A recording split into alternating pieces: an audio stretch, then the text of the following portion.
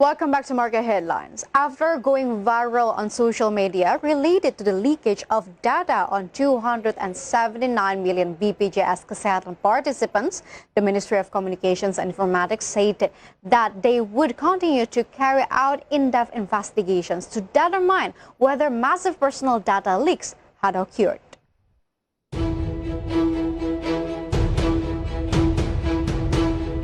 The Ministry of Communication and Informatics investigated the alleged data leakage of 279 million BPJS Kesehatan participants.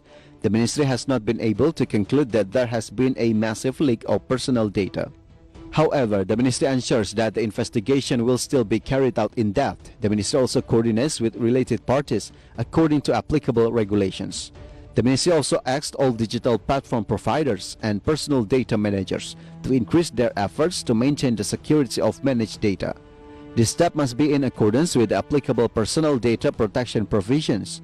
Personal data managers are also asked to ensure the safety of the electronic systems being operated. Previously, a Twitter user with the account name @Ndagals tweeted content featuring snippets of data trading sites. He tweeted that the data on 279 million Indonesians had been leaked and sold. In a later tweet, he said that the leaked BPJS Kesehatan data set was sold for 0.15 Bitcoins, or around 6,000 US dollar, equivalent to 86.4 million rupiah. The upload displays an account called COS, which claims to have data on 279 million BPJS Kesehatan participants. The data includes participant names, ID cards, salaries, cell phone numbers, emails, and addresses. IDX Channel Team reported.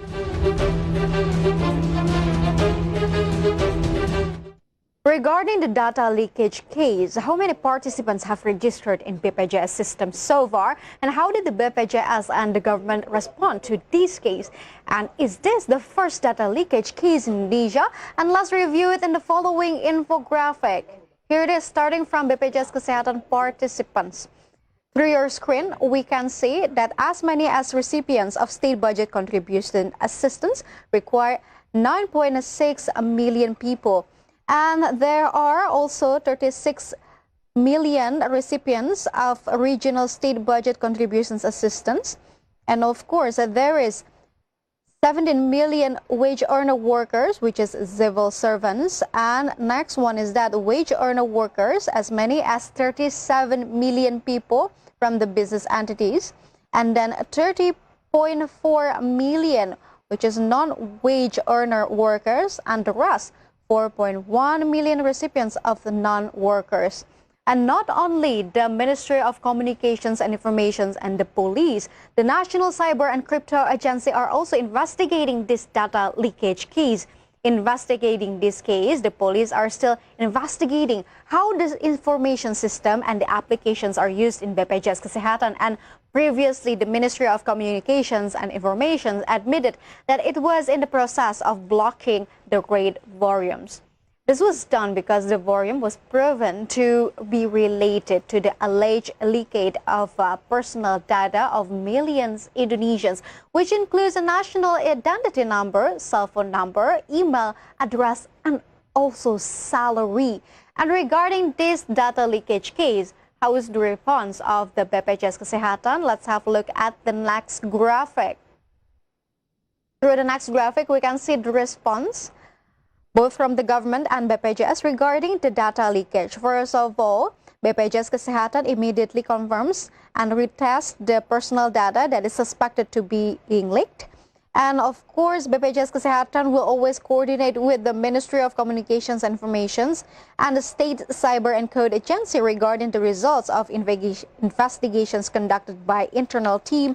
And BPJS Kesehatan will take data security measures to mitigate the wider risk of personal data leakage. And on the other hand, BPJS Kesehatan said that it was conducting investigations into the alleged data leakage. In addition, BPJS emphasized that it consistently ensures the security of participant data with a big, complex data system and tight layered data security as well. And regarding the alleged leaking of BPJS Health participants' data, it was widely stated on Twitter that the leaked data collection was sold for 0.51 Bitcoin, or around 6,000 US dollars. Meanwhile, the leakage of these data risk being misused for criminal acts such as bank burglary or falsifications of identity data. And another impact was that the 279 million leaked data could be used as a tool for fraud, including carrying out social engineering attacks. And meanwhile, prior to the alleged BPJS data leak, there were several similar cases that attacked e-commerce platforms in Indonesia before. So let's take a look at the next graphic. Here it is. We can see through the next graphic the amount of stolen e-commerce users' data. First thing first, we can see the iconic Tokopedia data leakage case, whereas 91 million users' data were stolen. And the next one is that still from the e-commerce, Bukalapak, that has been stolen around 13 million users' data. And of course, from the e-commerce itself, again, Bhinneka, that almost 1.2 million users' data was stolen back then. And the Ministry of Communications and Information asked all digital platform providers and personal data managers to increase their efforts to maintain the security of managed data. This step must be in accordance with the applicable personal data protections provisions. And personal data managers are also asked to ensure the safety of the electronic systems being operated. In addition, it ensures that the terms and conditions of the services used. And then ensure the security system of the device used always updated. And not only e-commerce, security and the social media must always be considered as well, especially as we know that social media does consume quite a lot of users' personal data. So what are social media that collect most personal data from users? Let's go to in the next graphic. Here it is. We can see some of social media that collect most personal data. First thing first, like did into the Instagram that requires about 79%. And the next one is that Facebook by 57%, LinkedIn by 50%, Uber Eats by 50%, Trainline by 43%, and YouTube by 43%. And we got the data from a pCloud.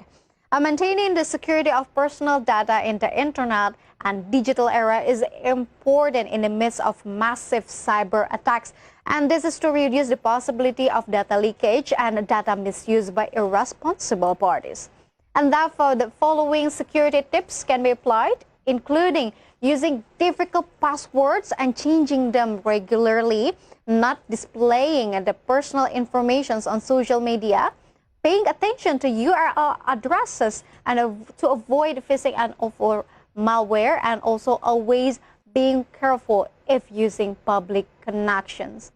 And yes, viewers, last but not least, hopefully all efforts to maintain data security will always be top priority for all institutions to ensure public and safety comfort. Stay tuned because Market Headlines will be right back after this quick break.